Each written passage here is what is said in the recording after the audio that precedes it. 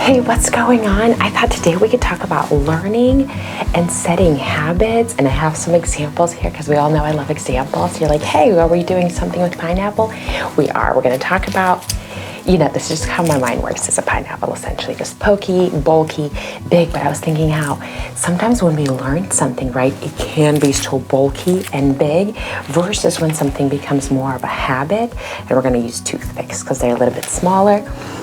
And then, because my mind goes into places, this is going to be our brain, our bowl. I have blocks even. Okay, so I was thinking with the mental load or learning, right? Because there's all these things we have to think about throughout the day. So it's like, did this get done? Did this get done? Did this get done? Did this get done? And then after a while, our brain is just full. So even like when we try to put one more thing in, that one fit. But then if we try to fit one more thing in, it falls, so it overloads, right? And that's why it's like the straw that broke the camel's back, or like it always almost seems like it's one little instance that happens that makes it all overflow. Or in a different scenario, right? It's like if this is our capacity and what we can mentally handle throughout the day, right? It's like maybe we were patient here, and then we helped with this, and then we did this, and then we used our energy through this, and then we used all of our energy through this. Then when something else needs our attention or needs our patience, we have nothing else to even scoop out of there. And this is the example, right, with like cute, perfect blocks. Let's say we're learning something new. And so, hey, I learned this, then I learned this, then I learned this. But with blocks, it's like they're all same size, so maybe they fit perfectly. But some things we learn maybe are different size, and maybe you can only handle learning 2 of these things, and then you've reached your cognitive capacity for the time being. And instead of trying to shove more information to learn, which wouldn't happen, right? It's just like you're not there. It's important to digest the information, figure it out, create a clean slate, because then what if something bulkier comes in, right? It's like one thing could be so chunky, it occupies our entire cognitive capacity, right? And then this is learning things. Whereas once we learn things and practice things, instead of something chunky, it becomes a habit. And our habits, we spend less cognitive energy and physical energy sometimes thinking about it, right? Because something you've done many times, you don't really think about it, right? Like my son's walking right now, he's starting to walk. He's almost 1. It's wild, he's almost 1. But it's hard for him. But it's not hard for me because I've been doing it for such a long time, right? And we talk to my daughter, she's 4, because she's like, oh, well, he's walking good, he's running. I'm like, yeah, remember that this is so new for him, and he has to practice it, that for him, walking is a little clunky. Like he has to really think about it. Whereas for you, to my daughter, to her, I'm like, it's a habit. And so she can walk, no problem, and then take on more learning things. And so this is what I want to talk about. This is kind of like the summary of what my brain is thinking. And so I took some notes. So let's talk about it, because I was thinking more in the aspect, like I'm in this stage of my life where I'm trying to learn more, right? Because I don't know, I became a mom and things really stopped for me. They really stopped and slowed down. I really put myself on the back burner. I'm very much a people pleaser. And so it rolled into my motherhood as well. Like, of course, I want to do everything for my daughter and then now my son. But it pushed me back a lot. And then I started recently waking up early in the mornings. And then my daughter started waking up because I was away. And so we had to put a pause, try to figure out my schedule. Now I'm trying to do it at night. Now the kids are asleep. And so I'm trying to take this time for me, for us. Okay, but I have some notes. So I wanted to chit chat about it, right? Because there's so much with learning, and we can learn so much, whether it's a hobby, a skill. And this is where I started thinking about it, how like learning, when we're learning a new skill, it can be so challenging. It can be really frustrating at times, right? Because our cognitive capacity is full at certain points. And I think motherhood is essentially a long learning experience, right? Because each time there's something new, well, that's something new. So we're learning the whole entire time. So I was thinking about how as soon as we kind of feel like we figured something out in motherhood, right? Something changes, something changes, something changes. And so it's like we do feel like we're in survival mode due to other things, but I think the aspect of it, there's so many unfamiliar things and we're just trying to learn along the way that create more challenges. And I think that's why if you talk to, second-time parents, third-time parents, parents of sixth-time, right? There's certain things, certain anxieties that kind of disappear almost, right? Maybe they're there, but you worry less about it because you have more experience of what to do. So it's no longer a new learning thing. It's a habit, right? Certain motherhood things become habits and we just know how to do them. Whereas certain things aren't habits yet and they feel really clunky, and because I think we have like physical energy and strength. We can do certain things throughout the day, right? And after a while we get tired. And then this is our cognitive energy, right? We only have this much space, whether you're filling it up with new information, right? Or whether you're using it all day long to solve a problem here, figure this out here, schedule this, then maybe you have to fix a few scheduling blocks and move it all around. So let's get into it. That was a very long summary in the beginning, so here we go. Here's some of my notes and I just would love to hear what you're thinking.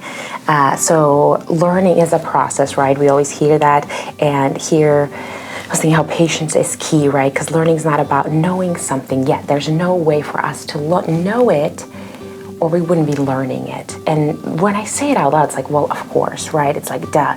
But both kids and adults can find something frustrating, and that's part of the process, right? For kids, it's almost understandable. Of course, they're learning something new. Of course, we should be more patient with them. But I think we need to carry that grace over to adults as well. Because even if you're a first-time mom, right, everything is new. If you're a second-time mom, this is your first time being a mom of two.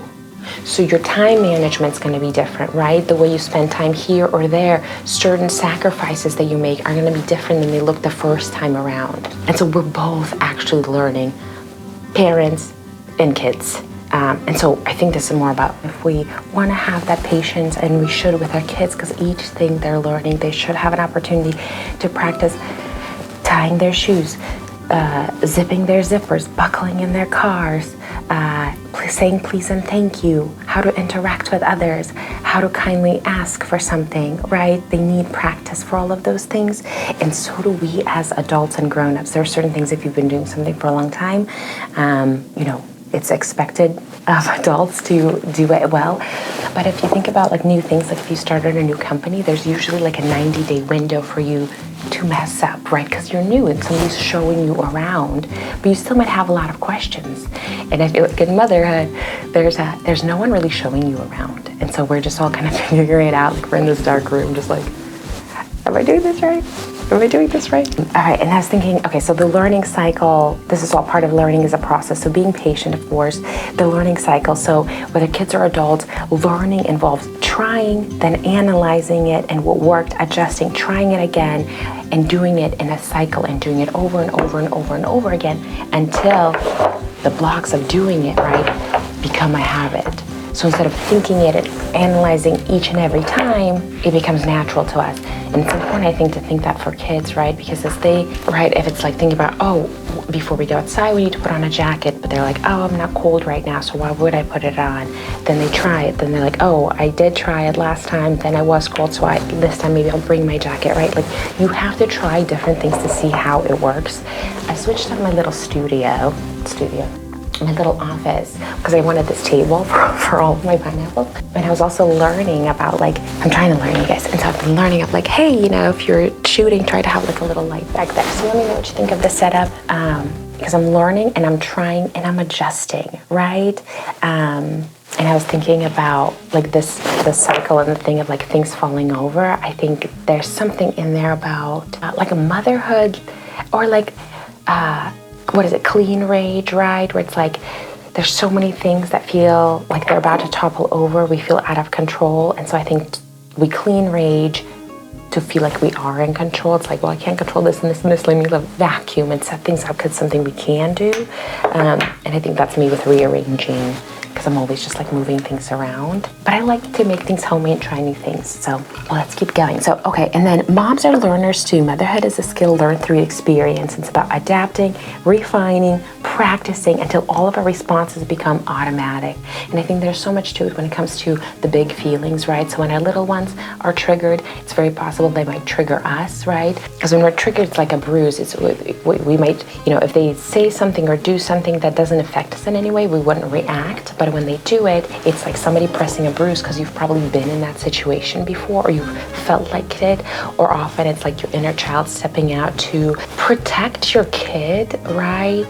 Like a sibling almost. If your parents yelled at you for whining, taking too long, for whatever it was, if your child starts to do that, it might trigger you because you want to protect them. So maybe you'll snap and react saying, don't do that, because you don't want them to get in trouble like you did, right? So responses, responding to your kid, that still takes practice. And I haven't thought about that, right? Like I started to think about learning, and then this is kind of the road I've been so welcome along on this train ride. But how our responses need practice too. And the more we practice and model them, our kids have an opportunity to absorb that and learn the new example, hopefully the better example, right? If you grew up in a chaotic childhood, we're learning to respond and practice how to respond better so then our kids' experience is different.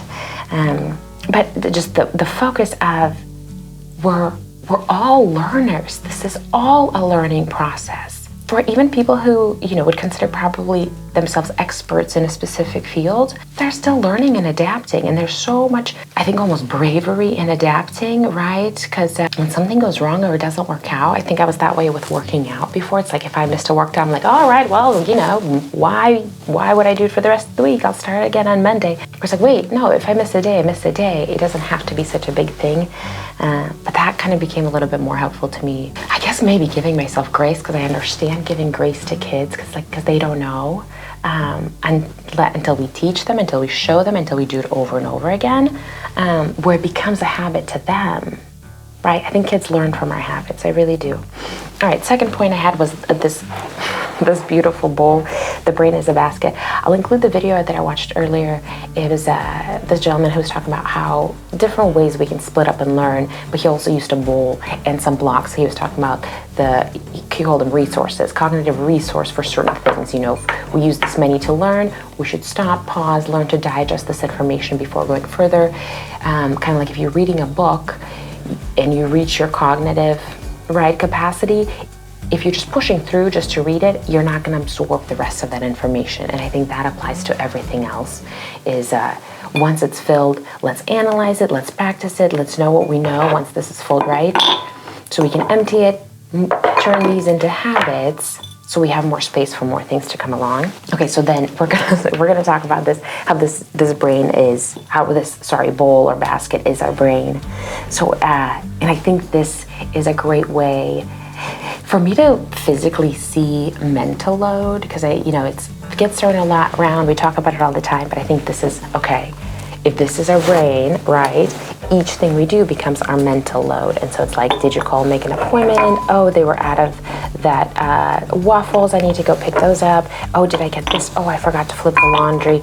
And so called. And if you're already in school or teachers or whatever, it's like, did you schedule? Oh, did they finish this? Did they finish this? I have more of that. Then it's like, did I do this? Oh, I forgot that road was blocked, and so we have to take a detour. Oh, and I forgot to wash that special dress, right? And so this becomes so overwhelming, right, that when anybody has another block, we're going to use this sad little rainy block, right? If it's like your spouse and your spouse has a question that probably wouldn't usually even irk you, but when it comes at a time like this, it's just going to make everything overload, right? It's like when they ask that one question, you're just like, your question's giving me more mental load, which is making more of these things fall out, right? Because we've reached our limit. There's no more room for blocks or pineapples. And so if this is a brain, each task is the block. When the basket gets too full, there's no room left for patience, empathy, or even rational thinking. Because when it feels like there's too much and it's all been piled up and piled up even more and piled up even more, right? Even putting them on physically, I have to take more time, right? It becomes a Jenga thing. And then it's like, how do you take them out? At any point, this might explode. And I think here is a little bit of where like motherhood rage can come in as well, because we are full, like full with responsibilities, stretching ourselves to be really patient constantly, right? That we're just full. And then when one thing happens and changes, it just like, I'm not gonna do it because it's a little loud, but you get it, right? It becomes overload. This is like overwhelming for me to even look at. And so now knowing that, I'm trying to think, okay, when can I click in and think, oh, okay, I think my bowl's getting a little too full. Let me regroup. Let me take a couple of blocks out. Who can I delegate a couple of blocks to, if possible? And so, but more so than anything, right, since we're all so full, there's no room left for us to make best decision, I guess. Like there's no room left for us to be so patient because we've used all of our thinking, right? There's no more when we get full. And so small requests, small things, just becomes so irritating and so overwhelming. It's like, I'm already full, can't you see it? But the wild thing is, no, they can't. Nobody can actually see our mental load. So the kids think it's just like a happy pineapple. Your spouse might not be able to see it either. But on the inside, right, it's like, this volcano. Okay, brain's a basket. Mental load, cognitive overload. So I think this is the same for moms and kids. When there's too many blocks that pile up, cognitive overload, right? So for kids, learning a new skill can become really overwhelming and fill up their mental capacity, right? And I think we also see it when there's too many changes, right? So if you're about to welcome in a new sibling, you might want to give up a little room and space because that's going to be such a big change and so many things to learn that if you're also piling up, let's say, potty training and switching to their beds and maybe took away their pacifier, like these are a lot of changes for them to take in. And each small change is so big for a child. To us, they might not seem so big, right? But to them, it's everything. This is that's their world. And so little small changes can create that tumbling effect, right? So it's like when we feel that overwhelming, I think that's when kids feel it too. No, they don't have to think about the same blocks as us, right? But maybe they're learning, maybe they're going through potty training, right? That's a big, bulky thing to try to get through. Maybe they peed or diaper, whatever, something happens, and so they're thinking about it. Oh, okay, mommy said when I feel like this, I need to go to the bathroom. Oh, did I wash my hands after? Right, this is the thing. And they're thinking about the process because it hasn't become a habit yet. So each thing they're thinking of, and when thing falls, they're like, oh, I didn't have my blocks together, right? So kids, it's hard for them to organize this, to learn it, and the only way I think to best do something that is a process, right, is by practicing, which I think where the play pretend is so beneficial and can be so effective, especially when you're thinking, like, trying to teach something like a doctor visit, dentist visit, right? If you play each part, oh, first we come in, then it's the waiting room, or it's like, first we come in, then we check in, then it's the waiting room, then we wait for our name to be called, and you play it out, they'll get to practice that step-by-step process. And when they get to do it physically through practice, they get to exchange these heavy, bulky, new learning things to habits. It's like, oh, you can pile up so many of these habits in here, right? So many toothpicks. This whole was 1,000, right? More than 1,000 toothpicks. More than 1,000 habits could fit in this bowl, or just one really chunky new thing you're learning, right? And so where we want to help kids get is from the bulky new learning things to habits. And the way to get to habits is by doing something over and over and over and over again. Doing it by practice, and if you do it through play, kids learn a lot faster. And so kids can get overwhelmed. This new skill fills up their new mental capacity, right? And they're learning every single day. Like, not only, oh, this is a triangle, this is a bumblebee, but like, human interaction, I think, more than anything. Oh, how do we say hi, hello, how are you? Like learning phone skills for kids, if you ever play pretend, they love to see what's going on, or like schedule appointments, or they always want to, like, how do you know the next thing to say? And I think kids just admire. So they're like, whoa, what are you saying? How do you say it? And so I think for kids, how trying to manage and balance the house responsibilities and all the things we have to do, what our mental load is, I think it's similar to kids. And that's a lot of times, you know, for us, it's blocks falling over in this example. For the mental load, it's going to motherhood rage or reacting instead of responding, right? Being less patient or reactive in a certain way. And for kids, I think that comes out as a tantrum because they aren't able to name the feeling or handle it. It just becomes too much to handle, and they're not ready for that kind of thing, that whatever they're going on with. So overflow the emotion, and the overflowing can lead to frustration. So not only did, let's say it's our mental load, it just fell over. It's like, that is exhausting and frustrating that it fell over. It's like, I think almost discouraging for me. It feels like, oh, I wasn't able to handle whatever the situation was well, right? But then it's the mess of it. So it's like the aftermath is also cleaning up. It's like, oh, if I reacted, how do I recover? How do we help? You know, whatever the situation is. And I think there's something about it with the one block, right? The one straw that broke the camel's back. Because again, this is full. I was like, oh, okay, let's go back since it's empty. If we've just like emptied our basket, we had a relaxing day, everything's done, it's just like a feel-good thing, right? You have all of the capacity to take on any cognitive challenges. If somebody asks you something, right, if they're like, oh, I want a sandwich with things cut off, turn it into a heart shape, and I want this and I want that, you're like, yeah, I have all the room in the world, like, let me do it for you. However, right, if we've already done all of this and we're learning a new skill that's not even fitting in here, right? And then someone's like, hey, can you also do this thing? And you're like, I'm already full, right? So then I think that's more learning about anger as an emotion.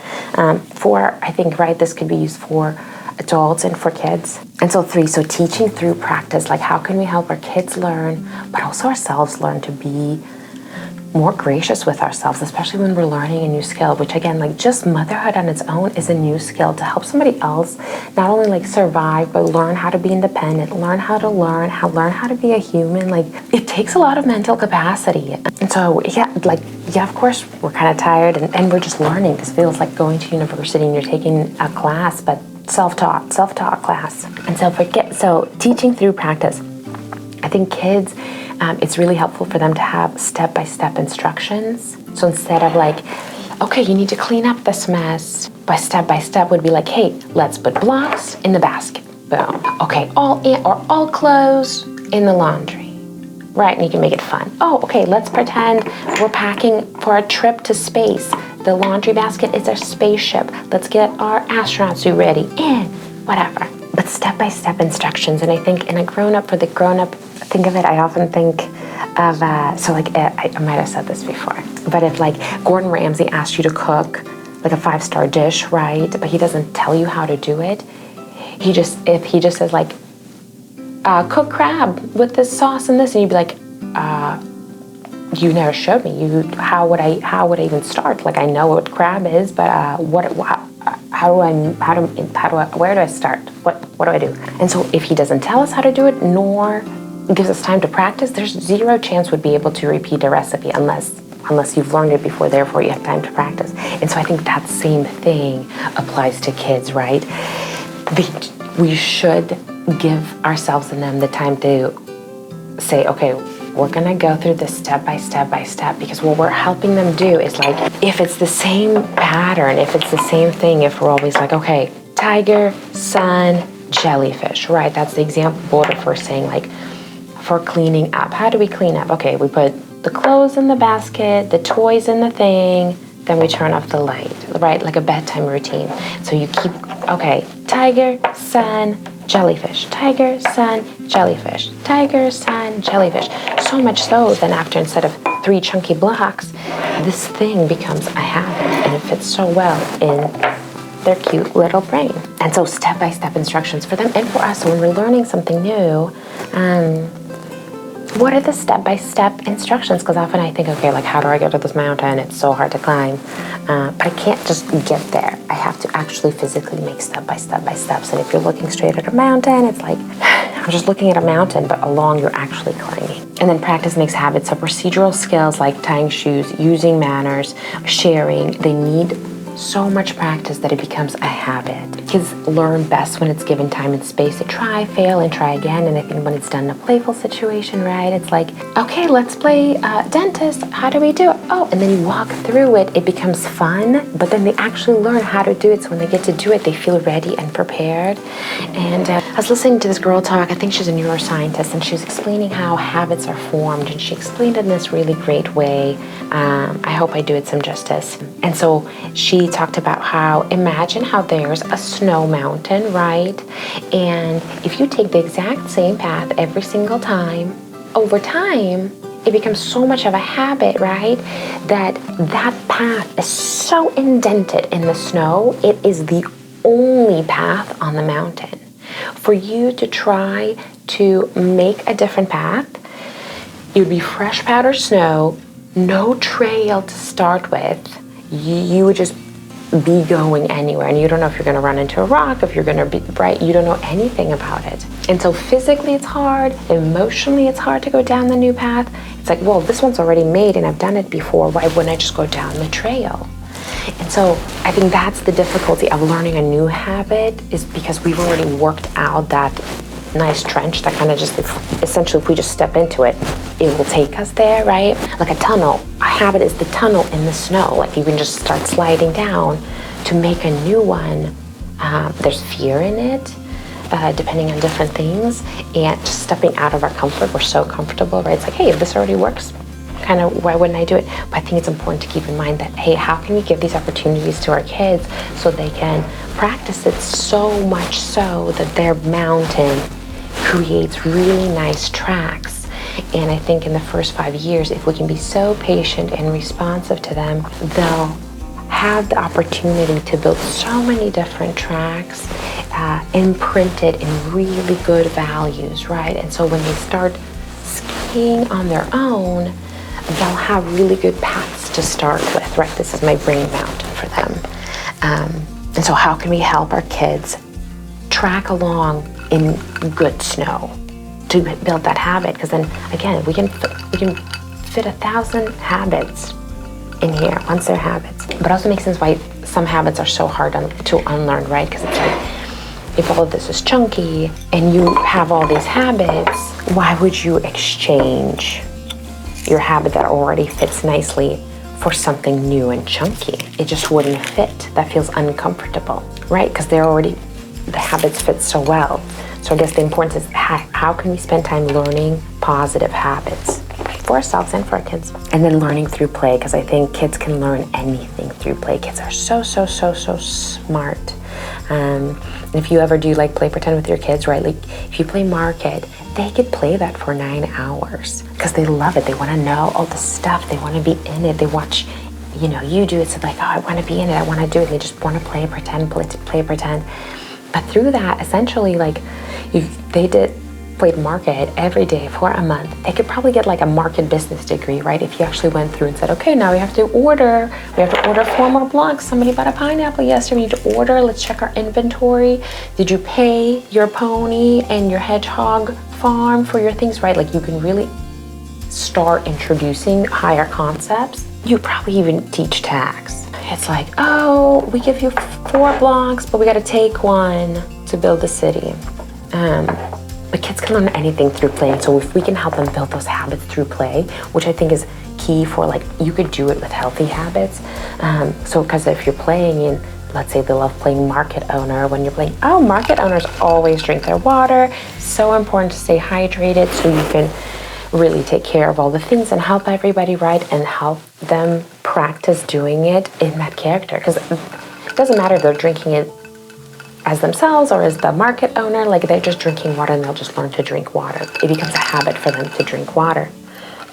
Same with brushing teeth, right? So it's like, oh, if you're playing Yoshi, Yoshi loves to brush his teeth after eating all those apples. So let's brush your teeth, Yoshi, right? Like you get to practice brushing their teeth as different characters, which doesn't really matter because they're just in the habit of, hey, this is my time. I sit up here, brush, get it done. They're just doing the habit. But if you do it through play, it's fun for them.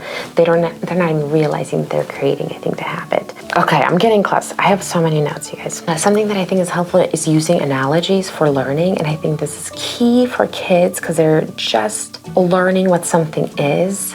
But I think also for adults, right? So even through the show, I try to do a lot of modeling through, that's gonna be a little later, using analogies of like, oh, this is kind of like this is kind of like this, right? So it's like if your baby's just starting to learn, it's like, this is a block, this is a block, right? You're kind of putting things together so they know what a block is. And then if you're like, oh, a box is kind of like a block, but made out of cardboard, right? And they're like, oh, if you, probably not the best metaphor, but creating analogies, say, hey, remember this? Okay, better one.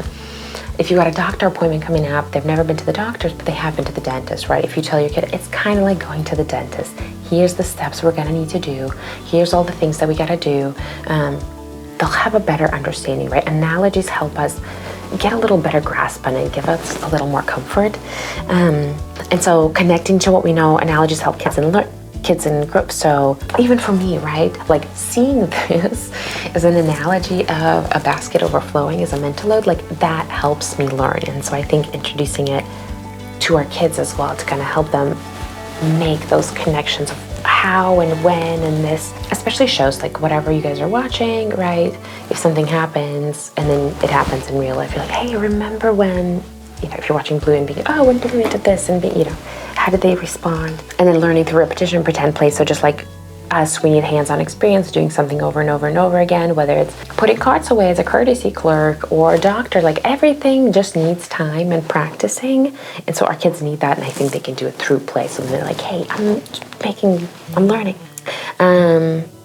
Emotional regulation requires teaching, right? So modeling and teaching that to our kids, because we can't expect our kids to regulate their emotions or make good decisions if we haven't taught them how. Just like any skill, emotional regulation requires guidance and practice. This kind of reminds me of like, if somebody gave me a Instapot but then didn't show me how to use it, there's a very high chance I would misuse it. Like add too much water, it'd probably blow up in my face. I think I've seen a video of something like that happening because I have this weird fear, I think, of Instapots blowing up in me. But if I don't have the instructions, if I don't know how to do it, if nobody taught it to me, I won't be able to do it. And so I think similarly with kids, they have to see us respond, react in certain situations so they can learn it, right? It's like, oh, I'm feeling frustrated, I'm gonna go to this, or I'm feeling really overwhelmed.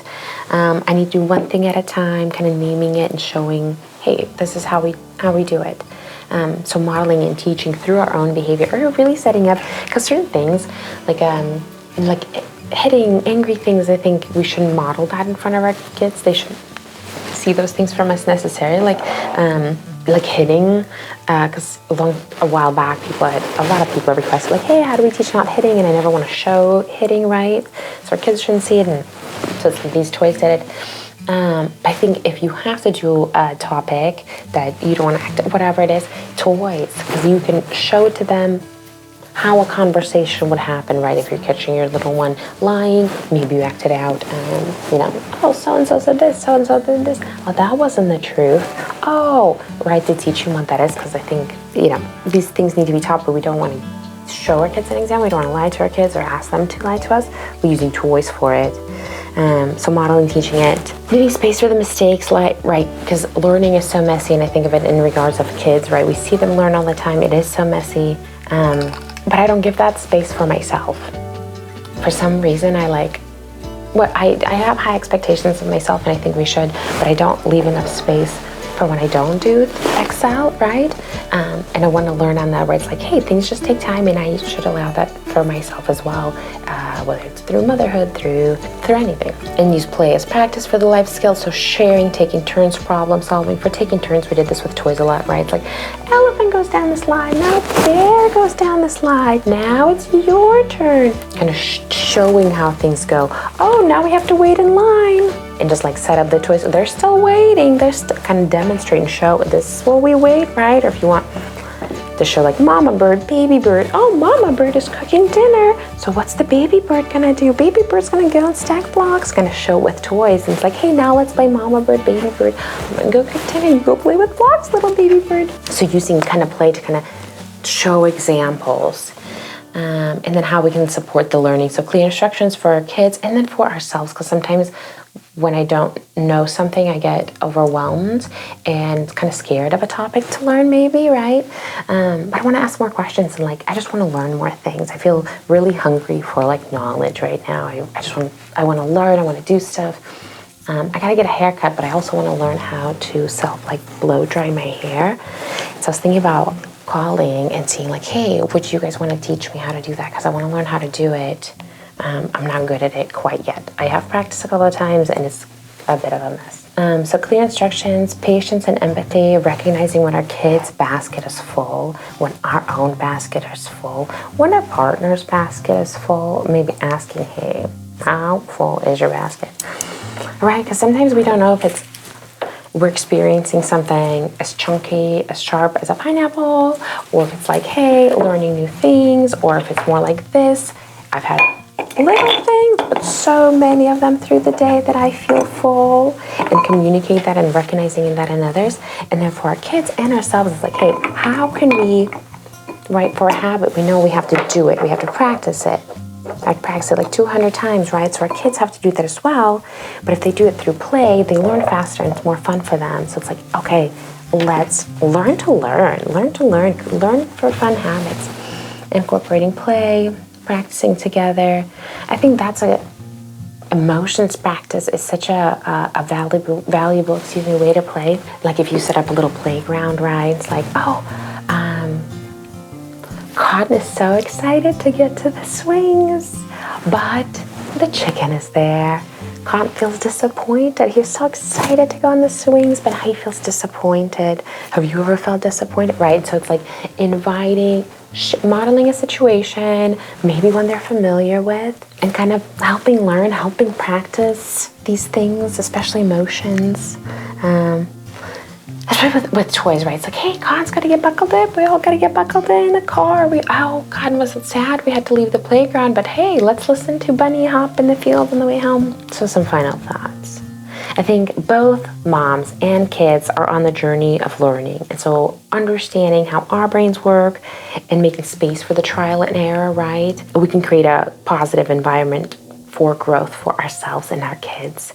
Because I don't know, seeing in the basket, I'm like, oh, okay, that makes sense. How do I now get to a point where I can recognize when my basket's full before all the blocks spill out? Try and teach with patience, playful practice, building confidence. Right, so how do we take these learning skills and turn them into these cool habits so we can have so many great habits? And I think the only way through that is just like practice. For kids, play. Yeah, all right, so that's my mango pineapple tag. I'd love to hear what you think about this, like the cognitive capacity is what I'll call it. But seeing in that over, I was like, oh, that's kind of like this, that's kind of like this, that's kind of like that, right? And so paying attention when we feel overwhelmed, when our kids feel overwhelmed, right? Because even though sometimes maybe their problems look like little blocks, then maybe it's something really big and hard for them to really process, right? Because we're learning things, we have to like not only just memorize it, we have to use it in different ways so we can learn, okay, is it for this? Is it for this? How do we use this in a situation? All right, that's all I have. I can't wait to hear what you think of all of it. Make sure you leave a comment, let me know what you thought, and let me know how you like this situation. Seems kind of fun. I like the table for all my boop. All right, I hope you're having a good one, and I'll see you next time. Bye.